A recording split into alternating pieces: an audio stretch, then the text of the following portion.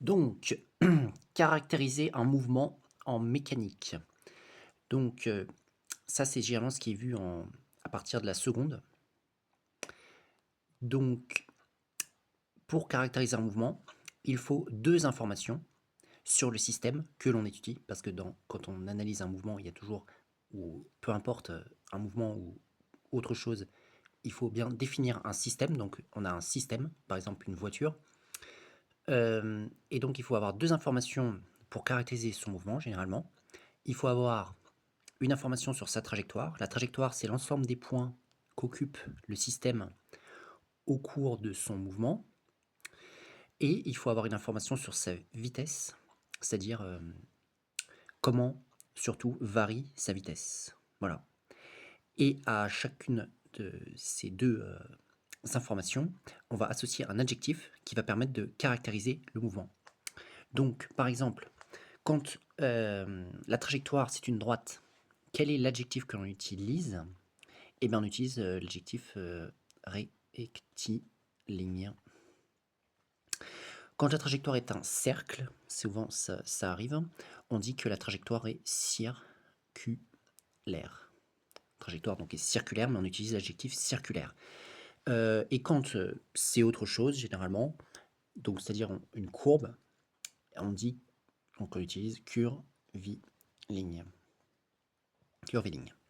Maintenant, quels sont les adjectifs qui permettent de caractériser la vitesse? Donc quand la vitesse est constante, et attention, on parle bien ici de la valeur de la vitesse. C'est la valeur de la vitesse dont on parle. Il ne faut pas confondre avec le vecteur vitesse. Donc, quand la valeur de la vitesse est constante, on utilise l'adjectif uniforme. Voilà.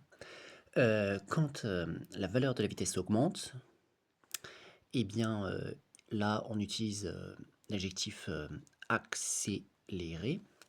Et quand la valeur de la vitesse diminue, c'est-à-dire qu'on voilà, on décélère, et ben on utilise justement décélère ou ralenti. Donc par exemple, moi je vais mettre ralenti. Voilà. Donc ce sont les adjectifs qui sont utilisés pour décrire un mouvement. Par exemple, imaginons qu'une trajectoire soit une droite et que la vitesse soit constante.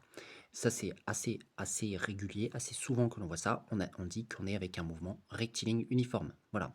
Imaginons que la trajectoire, c'est un cercle. On a un système qui fait un cercle comme cela, comme trajectoire, et que sa vitesse augmente. Bon, on dira que c'est un mouvement circulaire accéléré. Voilà, donc il faut faire une combinaison de ces adjectifs avec le mot mouvement devant, en commençant généralement par la trajectoire et ensuite quelque chose qui caractérise la vitesse. Donc maintenant, nous avons des exemples. Une voiture sur une ligne droite a une vitesse constante. D'accord? Donc on a une voiture sur une ligne droite qui a une vitesse constante. Donc ligne droite, ça veut dire, c'est-à-dire trajectoire qui est une droite. Donc on utilisera l'adjectif rectiligne. Et vitesse constante, eh bien, on utilisera, d'après ce que j'en ai indiqué précédemment, l'adjectif uniforme. Donc ici, on va dire mouvement, mouvement rectiligne uniforme. Entre parenthèses, MRU. Généralement, on fait cette abréviation. Voilà. Maintenant, une balle est lâchée d'une hauteur sans vitesse initiale. Donc on imagine une balle que l'on lâche comme ça en haut, on est sur Terre. Donc cette balle va subir la gravité. Au départ, elle n'avait pas de vitesse, donc elle était vitesse nulle, mais bon, bien sûr, elle va se déplacer, elle va subir une accélération. Donc sa vitesse va augmenter. Donc là, on voit bien ce qui va se passer. Elle va quand même descendre en ligne droite vers le sol. Donc on a déjà une trajectoire qui est une droite et ensuite sa vitesse va augmenter, donc ce sera l'adjectif accéléré. Donc ici nous pouvons écrire mouvement rectiligne accéléré. Voilà. Donc maintenant on a un satellite qui décrit un cercle autour de la Terre à une vitesse constante. Donc, si elle décrit un cercle, sa trajectoire c'est un cercle, donc ce sera l'adjectif circulaire. Et sa vitesse, si nous l'on dit, est constante, donc on utilisera l'adjectif uniforme. Donc, mouvement circulaire uniforme. forme. Et voilà.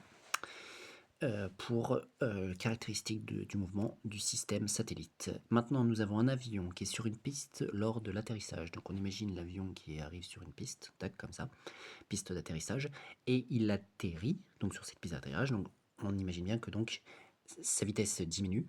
Donc, on utilisera l'adjectif ralenti. Et je pense qu'il va en ligne droite. Hein. C'est pour ça qu'il fait des zigzags, donc il doit aller en ligne droite normalement. Donc, du coup, on va avoir un mouvement mouvement mouvement rectiligne parce que sa trajectoire est une droite, rectiligne ralenti, et voilà. Donc on continue. 5e exemple, on a un wagon sur les montagnes russes à la fête foraine dont la vitesse augmente. Donc on est sur les montagnes russes, c'est-à-dire qu'on fait c'est des courbes hein, comme ça.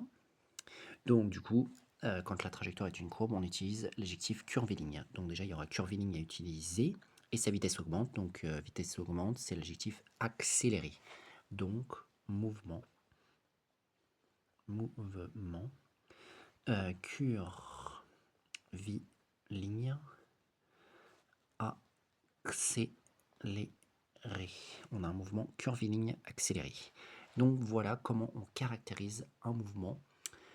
Comment il est montré de caractériser un mouvement voilà, au lycée d'un système en mouvement.